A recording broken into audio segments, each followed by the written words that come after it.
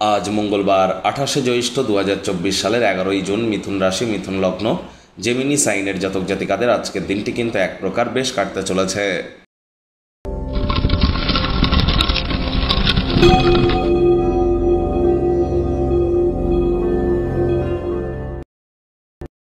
ভিডিওটির শুরুতেই স্ক্রিনে আপনারা দেখতে পাচ্ছেন বুধ গ্রহের বীজ মন্ত্র ওম ব্রাং ব্রিং ব্রং স বুধায় নমঃ। এটি আজ সকাল, দুপুর, সন্ধ্যা 3 বেলা 108 বার জপ করুন। না পারলে অন্তত 21 বার করে করুন। এটি আপনাদেরকে বহুলাংশে উপকৃত করবে। বিদ্যা, বুদ্ধি, ব্যবসা, যোগাযোগ করার ক্ষমতা, মানুষকে বোঝানোর ক্ষমতা, কনভিন্সিং পাওয়ার এবং stock market, share market, retail মার্কেটের কারক তত্ত্ব, বাহক তত্ত্ব, ধারক তত্ত্ব কিন্তু বুধের হাতেই। এজন্য বুধ অত্যন্ত গুরুত্বপূর্ণ। সবুজ রঙের ড্রেস পরুন, সবুজ এলাচ খান, সবুজ শাকসবজি খান, উপকৃত হবেন। শনি কিন্তু 30শে জুন বক্রী হতে চলেছে, যার ফলস্বরূপ আপনাদের উপরে কী প্রভাব পড়বে অলরেডি চ্যানেলে ভিডিও আপলোড করা হয়েছে। সময় সুযোগ বুঝে দেখে শুনে নেবেন। আই বাটনে আমরা লিঙ্ক দিয়ে দেব। ভাগ্য মিটার আজ আপনাদের বলছে 7.5 আউট অফ 10। ভাগ্য আপনাদের অনুকূলেই থাকবে, তবে সম্পর্কের খাতে আপনাদেরকে একটু সাবধানতা অবলম্বন করেই চলতে হবে। ব্যস্ত সময়সূচি থাকা সত্ত্বেও শরীর মনে সতেজতা এবং তরতাজাই কিন্তু আপনারা অনুভব করবেন।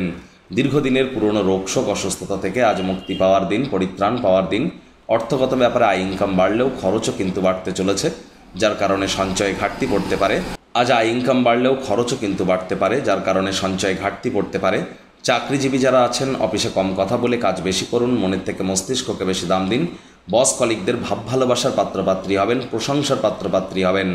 আলাপচারিতা করবার সময় ন্যাচারাল থাকার চেষ্টা করুন। রাজনীতিবিদ যারা আছেন, জনসংযোগ বৃদ্ধি করুন।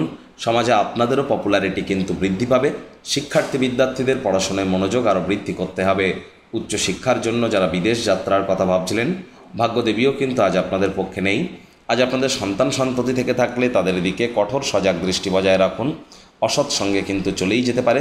চোখে চোখ রেখে খুব ইজিলি মিথ্যে কথাও বলে দিতে পারে। প্রেমিক প্রেমিকা, স্বামী স্ত্রী উভয়ের ক্ষেত্রেই বলবো, রূঢ় বাক্যের প্রয়োগ, অশ্লীল ব্যবহার যেন করবেন না। তৃতীয় কোনো ব্যক্তিকে সম্পর্কের মধ্যে যেন প্রবেশ করতে দেবেন না। সম্পর্কের দুর্বলতা আরও বেড়ে যেতে পারে। শত্রুপক্ষ, বিরোধী পক্ষ আজ খুব একটি শক্তিশালী থাকছে না।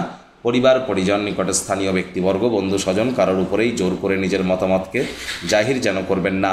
ছোটোখাটো বিষয়ে, অন্যের বিষয়ে ভুল ত্রুটি ধরার স্বভাব থাকলে ত্যাগ করুন।